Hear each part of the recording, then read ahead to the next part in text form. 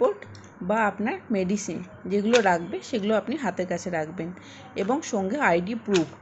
তার সঙ্গে money bag যদি আপনি নিয়ে যেতে চান তো সেক্ষেত্রে আপনি নিয়ে যেতে পারেন, কিন্তু যেহেতু টাকা পয়সার লেনদেনটা আপনার ক্ষেত্রে অন্য কেউ হয়তো বা করবে, তো তার কাছেই রেখে দেবেন, আপনার কাছের কেউ যদি থাকে তার কাছে।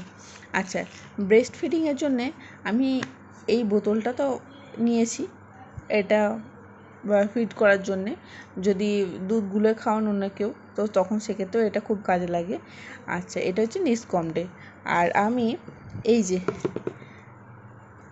আপনাদের দেখাই, নিসকমডে ম্যানুয়াল ব্রেস্ট পাম্পটা আমি নিয়েছি। এটা অনলাইন থেকে নিয়েছি আমি, এটা আমি বলে দিচ্ছি, ফ্লিপকার্ট থেকে নিয়েছি। আচ্ছা, এখানে যে দামটা আছে অনলাইনে কিনলে সেটার দামটা অনেকটাই কম পড়ে। তো এটা খুব ভালো, এটা ম্যানুয়াল একটা, আমি ইলেকট্রিক কোনো কিছু ইউজ করিনি, ম্যানুয়াল নিয়েছি। এটা আমার ক্ষেত্রে ভালোভাবে কাজে লেগে যায়।